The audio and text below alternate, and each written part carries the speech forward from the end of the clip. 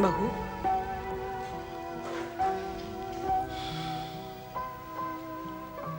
जब मैं इस घर में आई थी तो ये सोचकर आई थी मेरी अर्थी यहां से निकलेगी। तुम भी इस घर की बहू हो, तुम्हें यहां से मायके नहीं जाना चाहिए। मैं भी चाहती हूँ कि अर्थी पर निकलूं, पर अपने ससुराल से। फिर ससुराल वाले जहां जा रहे हैं वहां क्यों नहीं जा रही? आज ये मकान, कल को काको जी का मकान और परसों बिना मकान। कहाँ जाऊंगी मैं? तुम्हारा धर्म है पति के साथ रहना, चाहे वो जहां भी रहे। सीता जी महलों में रह सकती थी, मगर राम जी के साथ जंगलों में रही, क्योंकि वही उनका धर्म था। सीता जी जिस युग में थी माँ जी, उस युग में पति भी राम हुआ करते थे। आज नहीं होते। मगर बहू। माँ जी, आप मेरी इतनी मिन्नतें क्यों कर रही हैं? क्योंकि तुम मेरी बहू हो। बेटा तो पत्नी मानता है नहीं, और माँ बहू मानने का नाटक कर रही है। ये नाटक नहीं है बहू। ये नाटक ही है माँ जी, नाटक ही है। क्योंकि आपको पता है कि आप लोगों की आखिरी उम्मीद मैं ही हूँ। आखिरी उम्मीद? जी हाँ, आप सब जानते हैं कि आपके वंश को सिर्फ मैं ही आगे बढ़ा सकती हूँ। लेकिन एक बात कह देती हूँ, मैं मायके में जाकर ही रहूंगी, and that's final.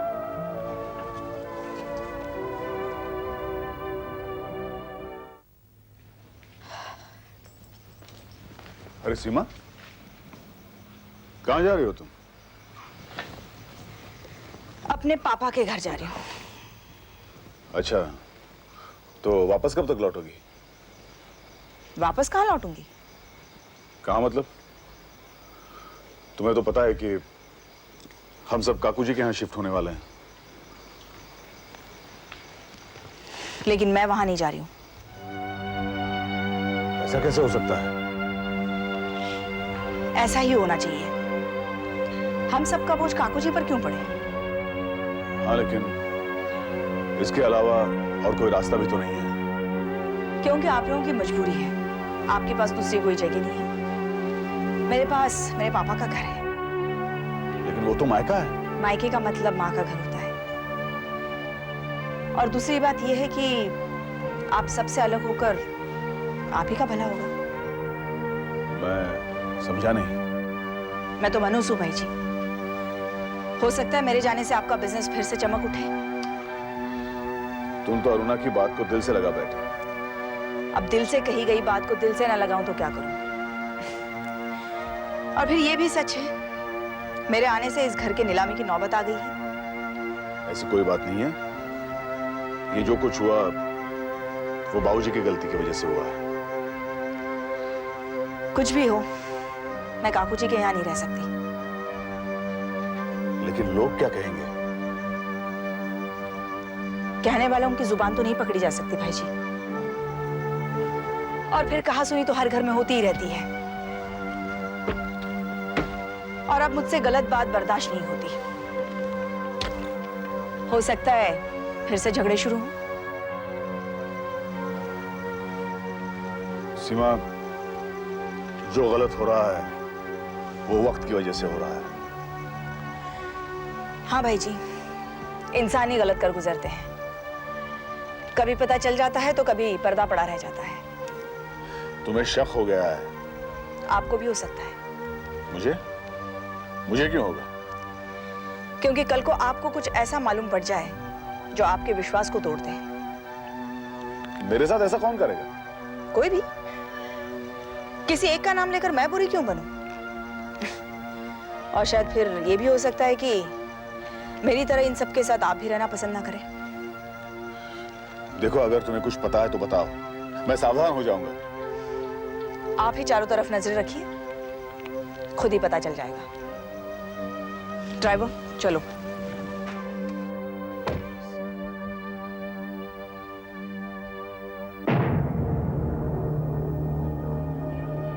$50 lakh, 50 lakh, 50 lakh एक, 60 लाख, 60 लाख, 60 लाख एक, 60 लाख दो, 70 लाख, 70 लाख, 70 लाख, 70 लाख एक, 70 लाख दो, 80 लाख, 80 लाख, 80 लाख, 80 लाख, वेरी गुड साहिबान, 80 लाख, 80 लाख, 80 लाख एक, 80 लाख दो,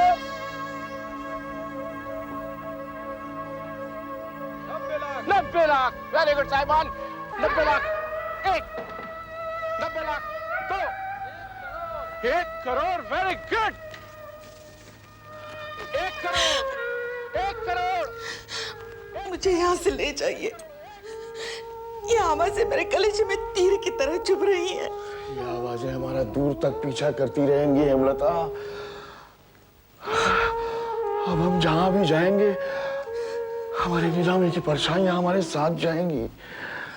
सोचा था इतनी तकलीफों से ये घर बनाया है, सुख से रहेंगे, मगर कौन सा सुख।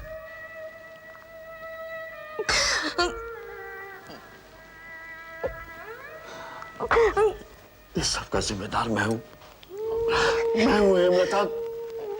मैंने तुम सबको घर से बेघर कर दिया है, सबको घर से बेघर कर दिया है।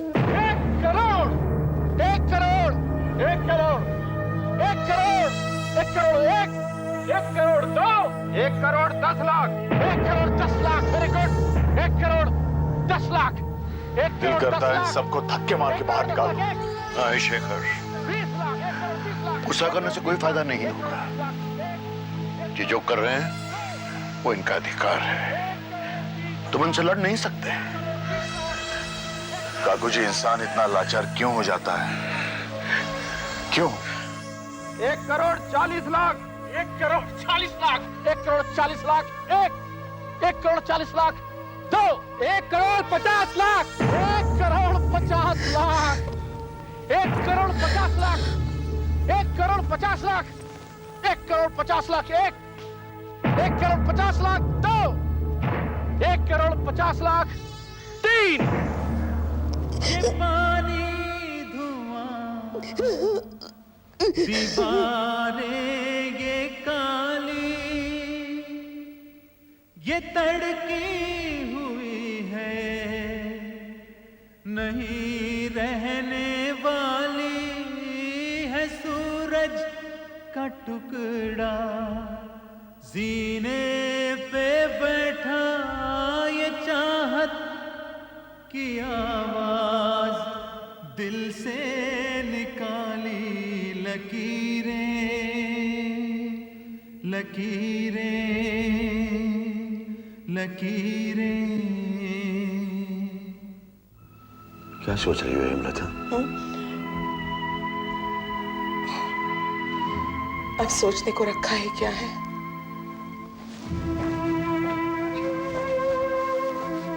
चलिए मैडम, घर खाली कीजिए। Sir please. ये क्या लेके जा रही हैं?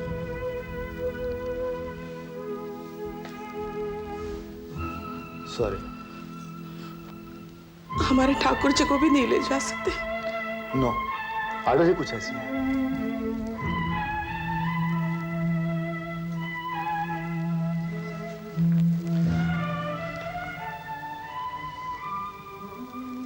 चलिए। चलो हेमलता, भगवान को शायद यही मंजूर है। चलिए।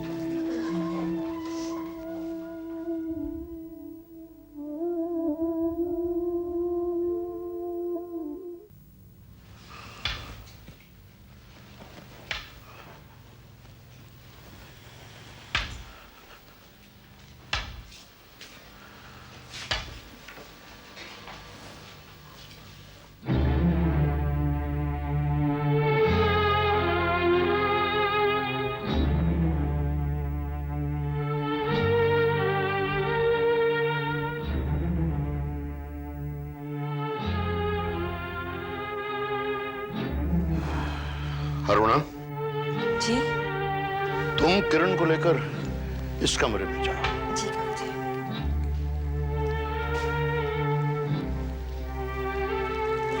बहू,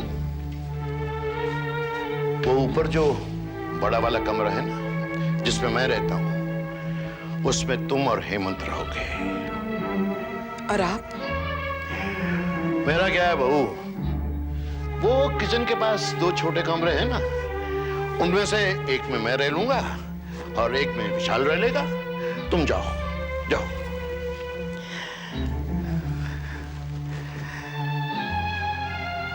आपको इतने सारे लोगों के बीच में रहते अजीब सा नहीं लगेगा?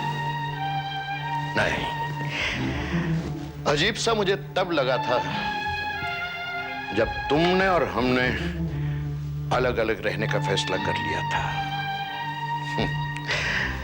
मैं बेटे घरेलू आदमी हूं, अपने परिवार से मुझे बहुत लगाव है। अब लग रहा है कि ये मकान घर बन गया है। हमारे नाम की बदनामी आपको भी शर्मिंदा करेगी काकू जी। लेकिन तुम अपराधी नहीं हो, शर्म किस बात की? एक बार दोबारा हालत ठीक होने दीजिए काकू जी। जिसने हमारा मजाक उड़ाया है उन्हें जरूर सबक सिखाऊंगा मैं। नहीं शेखर, ये अच्छी भावना नहीं है बेटे। क्यों? अगर वो हमारा मजाक उड़ाएंगे तो हम भूल जाएंगे। देखो बेटे, हर मनुष्य के जीवन में कभी ना कभी ऐसा समय जरूर आता है जब उसे इस बात का एहसास होता है कि उसने दूसरों के साथ क्या किया है। अपने मन में बदले की भावना रखकर तुम बुरे क्यों बनते हो? शेखर बेटे, ये वक्त तो अपने परायों को पहचानने का है। बाहर वालों के साथ साथ घर वालों को भी पहचानने का मौका मिल रहा है। सीमा को इस वक्त नहीं जाना चाहिए था। उसने तो सचमुच हमको पराया समझ लिया।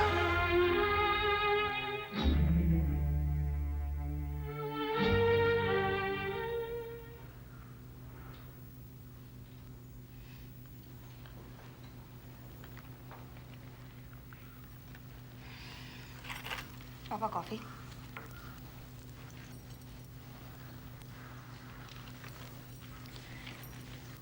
जब से मैं इस घर में आई हूं देख रही हूं पापा कि आप कुछ परेशान से हैं।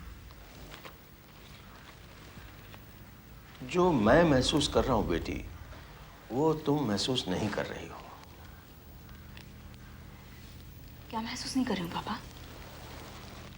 आज हेमंत के घर में तुम्हारी जरूरत है या नहीं? उनका घर नीलाम हो चुका है। इसीलिए तुम्हें उनके साथ रहना चाहिए। रहना चाहिए या भटकना चाहिए? भटकना कैसा?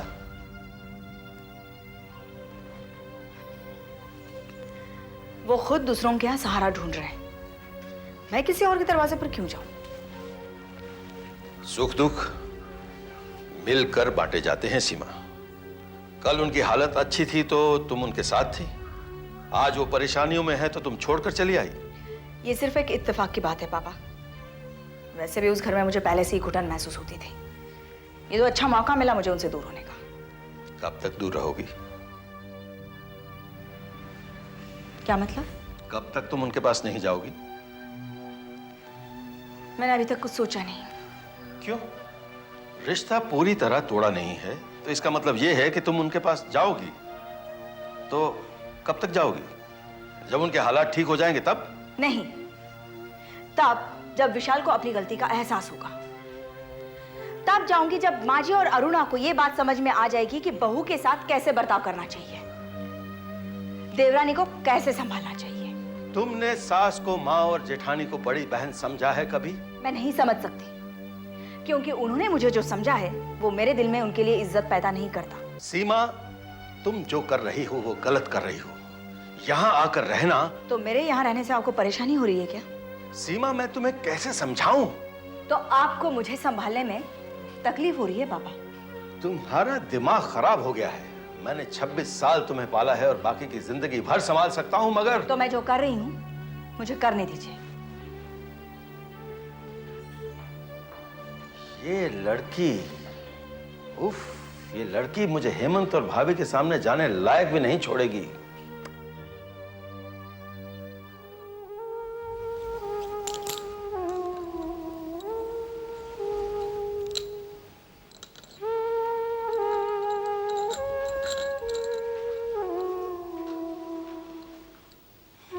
ये क्या?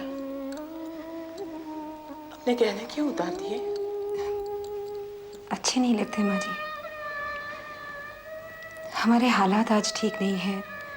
कहने को तो ये घर भी हमारा है, लेकिन हमारे पास इतना नहीं है कि हम अपने शौक पूरे कर सकें।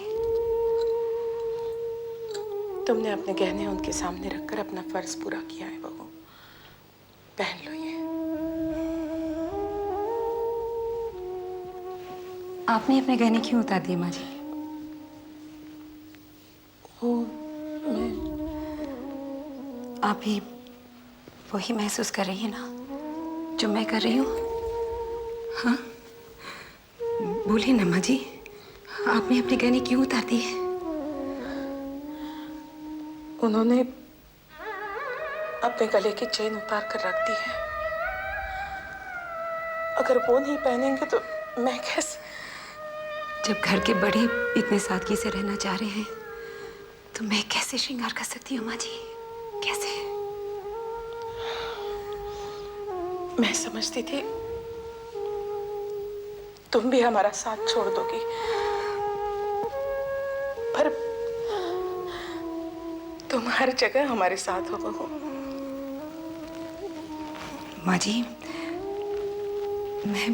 मैं अपना फर्ज जानती हूँ। मुझे गुस्सा आ जाता है, मैं पागल हो जाती हूँ कभी कभी चिढ़ के मारे, मगर बिना वजह नफरत करना नहीं सीखा मैंने। मैं आज आपको ये एहसास दिला सकती हूँ कि मैं सिर्फ सुख की नहीं, दुख में भी आपका साथ दूंगी, हमेशा हमेशा।